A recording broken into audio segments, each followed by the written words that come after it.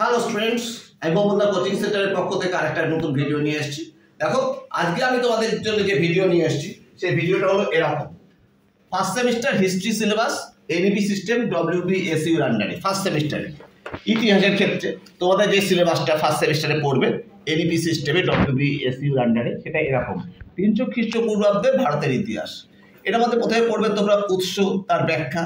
এবার পড়বে হরপ্পা সভ্যতার উৎস, ধর্ম, পতন, তাম্রযুগ, বৈদিক যুগের সমাজ, অর্থনীতি, ধর্ম, লৌহযুগ, প্রস্তর যুগ, ক্ষুদ্রাস্ট্রীয় এই সমস্ত অস্ত্রের সম্পর্কে ধারণা, মগধের উত্থান, মহাযানপদ, সাফল্যের কারণ, ম্যাসিডোনিয়া সাম্রাজ্য, আলেকজান্ডারের ভারত আক্রমণ, জৈন ধর্ম, বৌদ্ধ ধর্ম, নীতি, উত্থানের কারণ, অবদান, সাতবাহন যুগ, রাজনৈতিক ইতিহাস, বস্তুগত সংস্কৃতি, প্রশাসন, ধর্ম, এই সমস্তটাই এই ফার্স্ট সেমিস্টার সিলেবাসের ইতিহাসে আছে।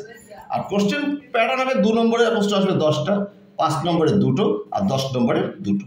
এটাই আসে 10 নম্বরে 3টে হবে এখানে, সরি এটা 10 নম্বরে 3টে হবে। 2 নম্বরে 10টা ঠিকই আছে, সরি 2 নম্বরে 10টা, 5 নম্বরে 2টো আর 10 নম্বরে 2টো, এরকম সিলেবাসের প্যাটার্ন হবে।